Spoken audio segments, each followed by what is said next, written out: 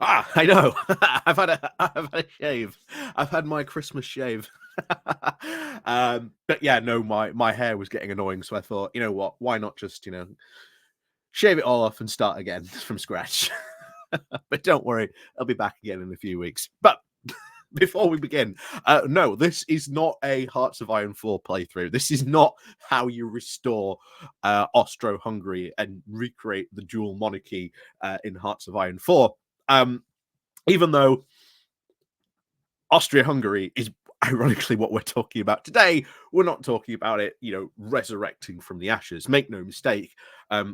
Austria and Hungary are not going to sort of magically sort of reattach themselves and become one country again. I don't think any Austrian or even Hungarian would actually generally agree to that idea. Not only that, but the power dynamic, once again, would be in Austria's favor. Austria is a lot more bigger economy, even though they are exactly the same sort of population size, both countries. Austria has a bigger economy. The power would come from Austria. And of course, that's where the seat of power would be in Vienna, not Budapest. And of course, I think a lot of people in Hungary would be very upset by that fact, just as it was back in the day when Austria-Hungary was, an actual empire. But nevertheless, the actual history of Austria-Hungary, quite interesting, very worth a read, an intro if you ever want to read about Austria-Hungary. A very interesting country, but what we're talking about today is, of course, what is going to go down today. There is a big EU Council meeting today, and depending how this plays out, it is either going to be really good news for Ukraine or really bad. And of course, we are hoping for some really good news today from this Council summit. So, before we begin, please do remember to click on the like, share, and subscribe button. And of course, down below, there are links to my Patreon page and a invitation link called Buy Me Coffee, where you can buy me coffee. And of course, there is the YouTube thank you button, and of course, the Pony Club as well down below. So, let's crack on with this then, shall we? So, what's going on today? Well, you may remember we talked just a couple of days ago about the fact that Viktor Orban has been holding up a very big aid package for Ukraine coming from the EU. And quote, he's just asking questions. Yeah, just asking questions literally that sum up the fate of Ukraine. And yet, when he asked the question of what should be the EU strategic objective in Ukraine, the answer is very simple, that we should defeat Russia. We should allow and arm Ukraine and give them a stronger position to negotiate from in any sort of future negotiations. If we do not achieve that, if we do not help Ukraine to achieve that, then this will raise further problems down the line. We've talked before, even in that video, that if Putin is seen as winning here, then not only would Putin try this potentially again in Ukraine or maybe even into a NATO country. And as we've said before, Lushenko in Belarus, not the spryest of spring chickens. What happens if he were to die? Or he were to suddenly have a heart attack? Or should we say mysteriously touch a door handle and then, have some strange spasms? There are a lot of questions that really should be asked. And this is why these types of important events like this, we really need to get behind it. But why are we now talking about Austria-Hungary?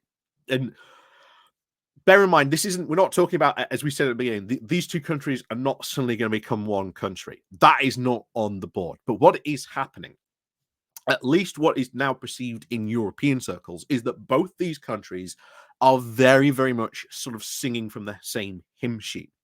And the worry then becomes is that Hungary is trying to influence Austria to try and get it to sing to its tune, to start questioning sort of what are we doing with Ukraine? Is it really necessary? Can we continue to support Ukraine without US? Yes, absolutely, we can do. We've proved that time and time again. We could do that if the European countries got together and really, sat and really thought about it, it is not beyond the realms of possibility. We can do it without the US. It is entirely possible because there's a possibility that Donald Trump could win the next general election, and that is what Putin is hoping for. In fact, he today also will probably be watching this, as he is, for the first time since the start of the Ukrainian war, he's doing his end of the year wrap up, and that in itself is going to be watched by many, many people. He's already been quoted today drinking champagne, saying that, oh, Ukraine is finished, because he has seen that the Republicans are holding up the American aid package. He's loving it. He's absolutely loving that. And now you've got a potential EU aid package that is also being, hold up. So Putin at the moment is absolutely loving this. And if we want Ukraine to win, then we have to tackle this as a serious problem. We've talked about this before. But does this mean that both these countries are going to ultimately, sort of get on? The reality is, of course, Austria has a lot more pull within the EU, hence why Hungary is trying to sort of cozy up to Austria. But one of the things that they have asked from this summit also is to try and pull in Bosnia and Herzegovina.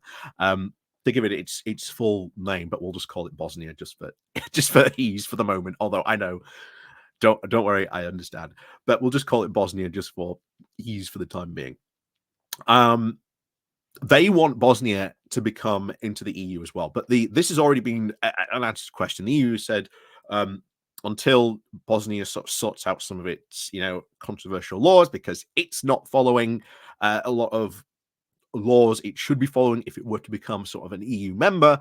And then there is this worry that sort of there would then this block form, because remember, the P party in Poland has been defeated, meaning that Orban no longer has that backing from Poland that he used to have.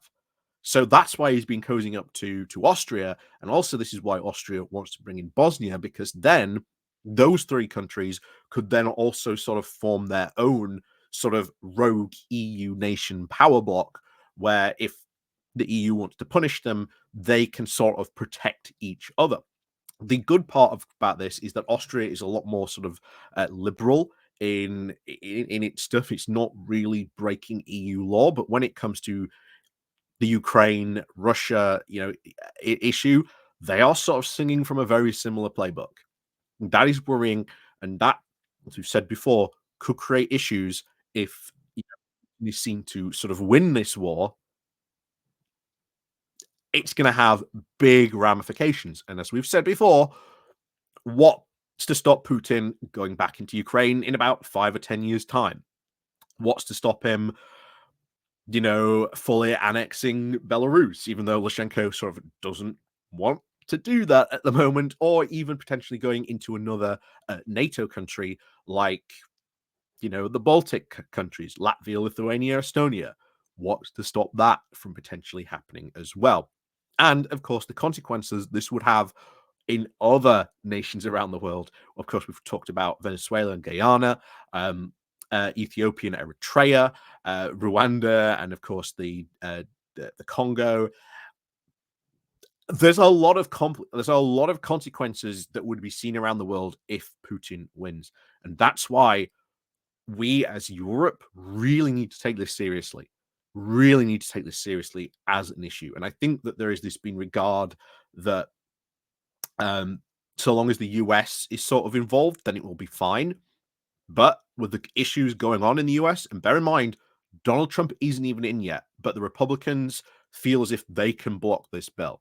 And I think the Democrats, especially, and people in the US who understand that, hey, we need to sort of make sure, Ukraine wins and Russia loses in this war.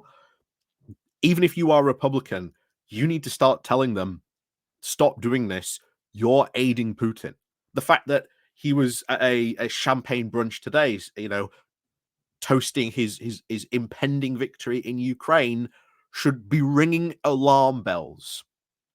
It should be ringing a lot of alarm bells, and what could happen today could dictate the future what happens in Ukraine. And I make no bones about that. It could be very well come down to what happens today if this aid package manages to get through. The EU has already said, well, if you approve this package, then we'll give you, I think, about the 10 billion sort of Hungary that's sort of been held up by the EU. So there has been a significant concession to Hungary to get them to vote through this aid package. Whether, of course, this will kickstart the integration of Ukraine into sort of the EU, that will also probably be decided today as well. If it's not decided today, then it will be something that continues. But ultimately, what the big thing really is today is that aid package, that 50 billion euro aid package. If that is not approved today, this is going to cause problems for Ukraine in the future. Unfortunately, that may very well put the seal on Vladimir Putin's victory toast, which, again, like I say, all eyes are going to be on Putin probably later today or tomorrow when he makes his annual end of the year speech. So, as always, thank you very much for watching. And of course, as always, we'll see you all next time.